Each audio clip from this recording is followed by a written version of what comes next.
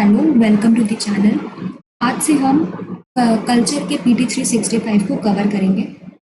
तो पहले शुरू करने से पहले हम एक बार कंटेंट की तरफ एक बार नज़र कर लेते हैं कि क्या क्या हमें पढ़ना है।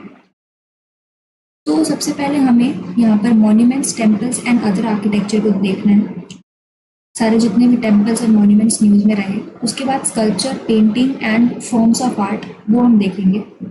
उसके बाद कुछ इम्पोर्टेंट साइट्स जो न्यूज़ में रहे हैं, फिर पर्सनालिटीज़ जो न्यूज़ में रहे हैं, फिर कुछ awards, Bharat Ratna, Nobel prize, इस तरह के जो अवार्ड्स न्यूज़ में रहे हैं, एंड ट्राइब्स जो न्यूज़ में रहे हों।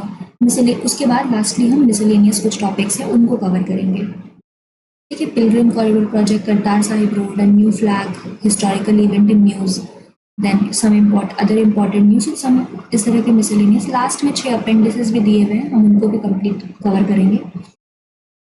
तो चलिए शुरू करते हैं अपना lecture from our very first topic which is monument, temple and other architecture. तो मेरा सबसे पहला टॉपिक है डी लिस्टिंग ऑफ मॉन्यूमेंट्स। तो रिसेंटली क्या हुआ है कि archaeological survey of India ASI this institute intends to delist 18 centrally protected monuments out of 24 untraceable monuments. तो 18 अनट्रेसेबल मॉन्यूमेंट्स में 24 अनट्रेसेबल मॉन्यूमेंट्स में से 18 को अभी डीलिस्ट किया जाएगा, यानी कि लिस्ट से हटाया जाएगा। तो ये जो 18 मॉन्यूमेंट्स हैं ये अनट्रेसेबल थे and it was assessed as lacking nation importance. ठीक है, national importance. So untraceable monument were protected monuments under ASI।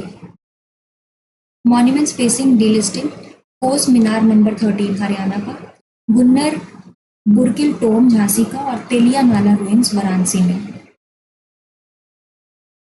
Cos Minar are medieval India milestone along the Grand Trunk Road in northern India subcontinent that were introduced by the 16th century ruler Sher Shah Suri. ठीक है, grand trunk road GT road जो हुआ है उसी के साथ में कोस मीनार भी मेडिवल इंडिया से रिलेटेड है और 16th century ruler Sher Shah Suri के काल से ही ये रिलेटेड है। Now decision was based on the report of ministry of culture. तो मिनिस्ट्री ऑफ कल्चर का अपना एक रिपोर्ट आया, उसी के बेसिस पे ये डिसीजन लिया गया है। अब ASI की बात करें तो इसका हेडक्वार्टर जो है न्यू दिल्ली में देखने को मिलता है। इसको 1861 में बनाया गया था, अलेक्जेंडर कनिंगम ने बनाया था। He is also known as father of Indian archaeology, Alexander Cunningham. Now इसमें जो मिनिस्ट्रीज को जिससे इसको पावर मिलती है that it is ministry of culture, इसी के अंदर में ये वाला इंस्टीट्यूट है। नाउ इसके बारे में बात करें तो premium organisation for archaeological researches, protection and maintenance of ancient monument. तो रिसर्च, प्रोटेक्शन एंड मेंटेनेंस का जो काम है मॉन्यूमेंट्स का, which are of cultural heritage से जो जुड़े हुए मॉन्यूमेंट्स है, उसका काम इसके पास रहता है। नाउ मैंडेट क्या है? Regulates all archaeological activity in country as per provision of ancient monument and archaeological sites and remains. AMASR act के अकॉर्डिंग 1958 का and antiquities act treasury of 1972 के अनुसार ये सारे जो आर्कियोलॉजिकल एक्टिविटीज देश में होंगे वो इसको रेगुलेट करेगा archaeological survey of India. In charge of protection and maintenance of centrally protected monuments, sites of national importance including world heritage property. जितने भी सेंट्रली प्रोटेक्टेड मॉन्यूमेंट्स हैं उन सबको ये एक तरह से प्रोटेक्ट करता है और उसको मेंटेन भी करता है। अबाउट डीलिस्टिंग ऑफ मॉन्यूमेंट, तो डीलिस्टिंग क्या होती है? इट मीन्स कि अब वो जो it will no longer receive conservation, protection and maintenance from ASI and according to section 35 of Amasar Act 1958. Once delisted, regular construction and urbanization activity can take place in the area. उसके बाद से जो regular construction है और urbanisation है, उसको तोड़ फोड़ करना है या कुछ अपना नया बनाना है, कुछ भी करना है, वो कर सकते, दे आर फ्री। अब उसको ASI रेगुलेट नहीं करेगी। Act empower central government to declare whether ancient और हिस्टोरिकल मॉन्यूमेंट और archaeological site and remains shall cease to be national importance. There is no terms called missing monument in Amasar Act, and the term only came into existence as it was used by the CAG audit team on their report. तो इस act में कोई ऐसा term नहीं use किया गया missing monuments. ठीक है, ये बस कैग के ऑडिट टीम ने जब एक रिपोर्ट बनाई थी तो उसमें ये चीज़ मेंशन करी गई थी। Now monuments of national importance, इसकी बात करते हैं। Section 3 of Amasa Act. It includes all ancient and historical monument and archaeological sites and remain which have been declared by Ancient and Historical Monument and Archaeological Sites and Remain Declaration of National Importance Act 1951 इस act के through या section 126 of states reorganisation act 1956 to be national importance. तो इन दोनों act के अंदर जिन भी जगहों को एक नेशनल इम्पोर्टेंस या जो भी एंशिएंट हिस्टोरिकल मॉन्यूमेंट बोला गया है वो इस एक्ट में कवर है अंडर सेक्शन 3। ठीक है, monuments of national importance. Now section 4 of the same act includes any ancient monument of archaeological site that which is declared by central government through notification in the official gazette and are not included in the section 3। जो section 3 में included नहीं है, इन दोनों act के अलावा अगर central government ने कोई भी गैजेट ऑफिशियल गैजेट जारी किया है, नोटिफिकेशन जारी किया है, तो वो सारे जो मॉन्यूमेंट होंगे वो सेक्शन 4 में है। लीगल फ्रेमवर्क की बात करें, आर्टिकल 49 जो है डीपीएसपी का हमारे, it direct state to protect monuments and places and object of national importance across the country. तो आर्टिकल 49 ये इसके रिलेटेड बात करता है। Ancient monument and archaeological sites and remains AMASR act 1958 it provides for preservation of ancient history monument, archaeological sites and remain of national importance. तो इसके बारे में तुमने देखा ही है, regulate archaeological excavation and protect sculpture and carvings, etc. And Section 4 empowers central government to declare monument of national importance. ऊपर हमने देखा National Monument Authority, NMA जो है under the Ministry of Culture established by this the same Amasa Act of 2010. Okay, this was established by in 2010. Function क्या है National Monument Authority का? It protects and preserve monument site by managing prohibited and regulated areas, and it grant permission for construction in prohibited and regulated areas near centrally protected monuments. Nalanda university, अब हमारा अगला जो topic है वो है, recently क्या हुआ है कि प्राइम मिनिस्टर ने नालंदा यूनिवर्सिटी में एक नया कैंपस जो है उसको इनॉग्रेट किया है। नालंदा यूनिवर्सिटी जो कि राजगीर में है, बिहार में। तो the new Nalanda university envisaged a center of inter-civilizational dialogue. It is also net zero green campus. It is located near the ancient Nalanda ruins. जो पुराना नालंदा था हमारा, जो मतलब the famous नालंदा यूनिवर्सिटी, तो जो जहाँ पे वो उसकी ruins हैं, जहाँ पे टूट करके जो खत्म हुआ और जहाँ वो था वहीं पे सामने, उसी के सामने ही इसको बनाया गया है। And was established under Nalanda University Act 2010. The decision at the second East Asia Summit in the Philippines provided the basis to establish Nalanda University. East Asia Summit जो हुआ था दूसरा सेकेंड ईस्ट एशिया समिट, उसी में ये इसके base को मतलब एस्टैब्लिशमेंट की बात हुई थी, उसी में स्टार्ट हुआ था ये सारी कहानी। अबाउट नालंदा यूनिवर्सिटी की बात करें तो एंशिएंट जो हमारा असली वाला जो था पुराना नालंदा यूनिवर्सिटी, तो वो कुमारगुप्त वन, गुप्त डायनेस्टी के जो राजा थे कुमारगुप्त वन, उन्होंने फाउंड किया था और 5th सेंचुरी CE में इसको फाउंड किया गया था and remain a centre of learning till 12th century common era. तो 5th सेंचुरी से 12th सेंचुरी तक ये रहा, करीब 700 साल तक। एंड आर्किटेक्चर जो है इसका देखें तो इट इज़ मोनास्टिक यूनिवर्सिटी, ठीक है। And Mahavihara residential and educational building, तो यहाँ पे रहा भी जाता था और पढ़ाई भी होती थी, महाविहार था। इट ऑल्सो इंक्लूड स्तूप्स, जो बुद्ध के स्तूप्स होते हैं वो, shrines and important art work in stucco, stone and metal.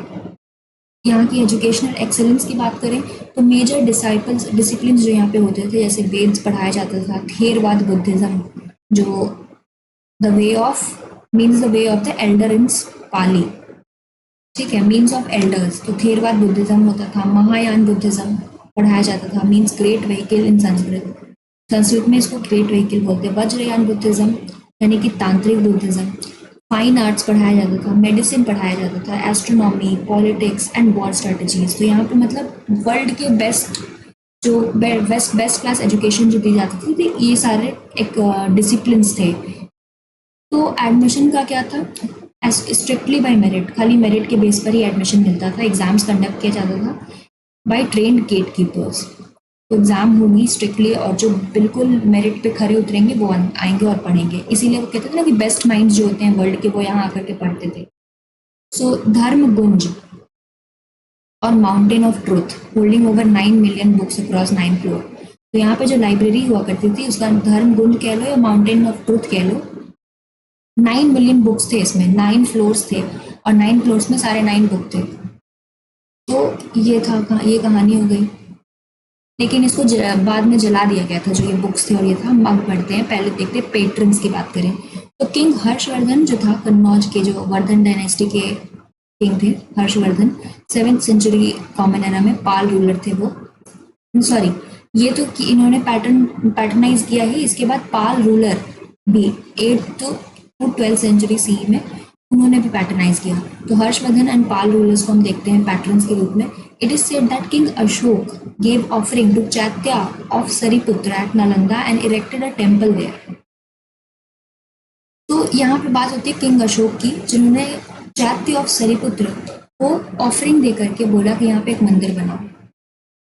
King Ashok जो है वो पहले ही हो चुके थे, मौर्यंस काफी पहले थे गुप्त के, और ये गुप्त काल में बना है ये नालंदा यूनिवर्सिटी। लेकिन ऐसा बोला गया है कि उन्होंने वहां पे एक टेम्पल बनवाया था। अच्छा, अब ये नालंदा यूनिवर्सिटी जो है इसको डिस्ट्रॉय कर दिया गया था 1205 में, 1205 एडी में, by Turkish general Bakhtiyar Khalji under Qutbuddin Aibak. तो जब स्लेव डायनेस्टी आती है हमारे कंट्री में, तो उसी के टाइम पे, कुतुबुद्दीन ऐबक के टाइम पे, बख्तियार खिलजी जो जनरल, आर्मी जनरल था, वो इसको जला देता है। तो उसमें ये सब कुछ, उसका जो रुइन से सब खत्म हो गया। फिर इसको दोबारा रीडिस्कवर किया गया था फ्रांसिस बुचानन के द्वारा इन 19th सेंचुरी में इसको फिर रीडिस्कवर किया गया। रिकॉग्निशन की बात करें तो the ruins of Nalanda were declared as UNESCO's world heritage site in 2016। तो इसके जो रुइंस हैं इसको वर्ल्ड हेरिटेज साइट में इंक्लूड किया गया 2016 में। इम्पॉर्टेंट पर्सनैलिटी की बात करें जो नालंदा में रहे पढ़े, तो according to Pali Buddhist literature Nalanda was visited by Buddha. तो बुद्ध ने भी इसको विजिट किया है, ऐसा बोलते हैं पाली बुद्धिस्ट लिटरेचर में कि नालंदा जो जगह है वहां पे बुद्ध गए थे। हालांकि ये जो नालंदा यूनिवर्सिटी है ये काफी बाद में आया है, पर पाली बुद्धिस्ट लिटरेचर में ऐसा लिखा गया कि वहां बुद्ध भी विजिट करने गए थे नालंदा जगह पे। Sariputra and Moggallana, two of the Buddha's chief disciples held from Nalanda region. तो ये जो दो डिसाइपल है, हमने ऊपर सरिपुत्र के बारे में देखा था कि अशोक ने सरिपुत्र को पैसे दिए थे, रिसोर्सेज दिए थे ना, ऑफरिंग्स दिया था कि जाकर के यहाँ पे एक मंदिर बनाओ। तो मोगलन्ना और सरिपुत्र जो हैं बुद्ध के दो चीफ डिसाइपल थे, ये नालंदा रीजन से ही आते हैं। According to Jain text, Mahavir Vardhaman spend as many as 14 rainy seasons in Nalanda. तो जैन टेक्स्ट अपना उनका कहना है कि जो महावीर, उनके जो 24th तीर्थंकर थे, उन्होंने वहाँ पे 14 रेनी सीजन्स बिताए हैं। नाउ अब यहाँ के प्रोमिनेंट टीचर की बात करें तो आर्यभट्ट जो हमारे रिनोन मैथमेटिशियन है और इन्वेंटर ऑफ जीरो हैं, वो यहाँ पे पढ़ाते थे और पढ़ाई भी उन्होंने करी थी। नागार्जुन जो थे महायान फिलोसोफर, वो भी यहाँ पे, ये बुद्धिस्ट फिलोसोफर, ये भी यहाँ पे यहाँ के टीचर थे। Dignaga founder of school of logic, Dharmapala Brahmin scholar, Abhaya Karagupta, he is renowned tantric practitioner, was simultaneously abbot of Mahabodhi, Nalanda and Vikramshil monastery. Naropa, he belonged to tantric lineage of Tibetan tradition and was head of Nalanda in year 1049 to 57। ये तो Indians थे, मतलब देश के, और जो foreign travellers यहाँ आते थे जैसे scholars from China, Korea, Japan, Tibet, Mongolia, Sri Lanka and south east Asia, यहाँ के भी स्कॉलर्स आकर के पढ़ाई करते थे। चाइनीज स्कॉलर जैसे I Jing and Hiuen Tsang visited Nalanda in the 7th century common era. Hiuen Tsang studied Yoga Shastra at Nalanda under chancellor Shilabhadra, the highest authority of Yoga. तो ह्यूआन ज़ैंग ने योग शास्त्र की पढ़ाई करी है।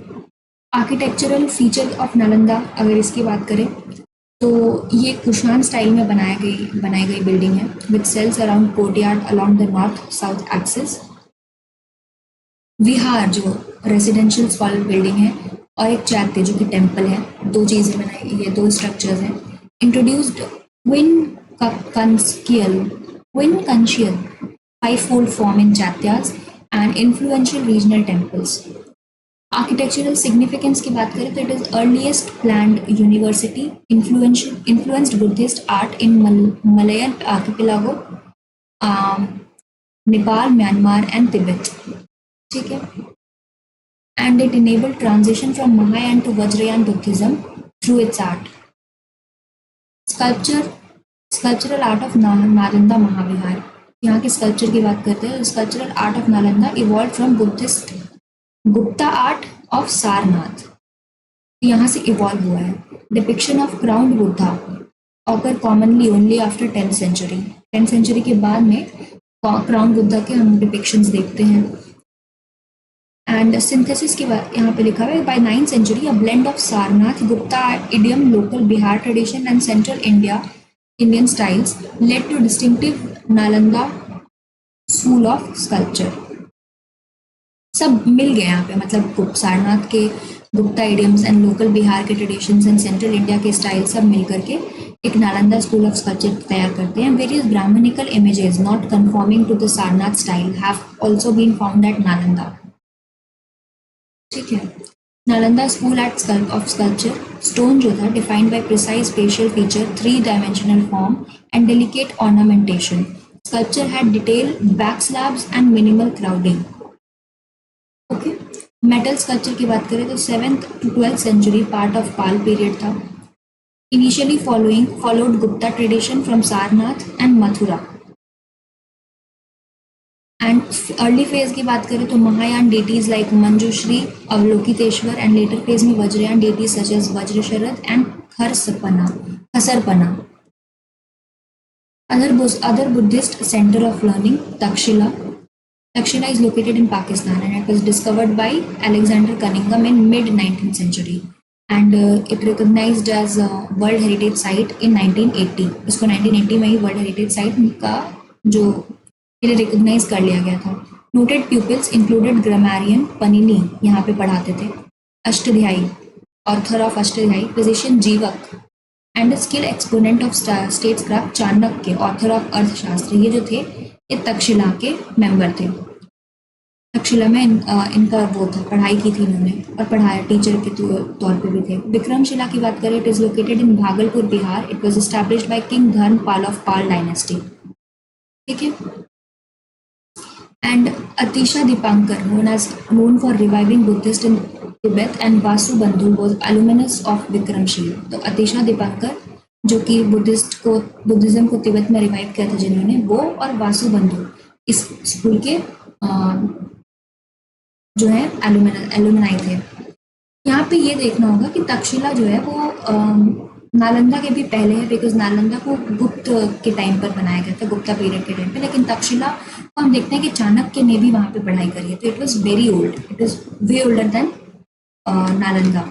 एंड विक्रमशील और बाद में आता है इसको, क्योंकि किंग धर्मपाल यानी पाल डायनेस्टी ने बनाया, तो ये और लेट से आता है। उदंतपुरी की बात करें, उदंतीपुरी भी बिहार में लोकेटेड है। It is second oldest university in India. Odantapuri was established in 8th century by Pal ruler Gopal I.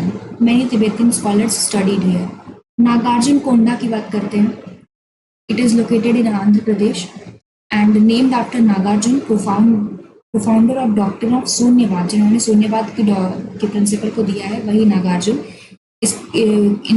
के से इंस्पायर होकर इसका नाम रखा गया। वो belong to Mahayana Buddhism. Ratnagiri की बात करते हैं तो consider to have rivalled Nalanda as centre of Buddhist learning, particularly in Mahayana and Tantrayan Buddhism. Together with the Buddhist site Lalitgiri and Udaygiri, Ratnagiri completes set of diamond triangle of Buddhist center of Odisha। ठीक है, तो इसको एक तरह से rivalry की तरह देखा गया था नालंदा के राइवल में, because of it was also a centre of Buddhist learning. और क्या क्या थे, वल्लभी जो गुजरात में है और जगदाला अब बांग्लादेश में है, पहले इंडिया में था। नाउ नेक्स्ट हमारा टॉपिक है श्री जगन्नाथ, बट इसको अब हम नेक्स्ट लेक्चर में ही कवर करेंगे। So that's all for today. Keep learning and stay tuned for the next video.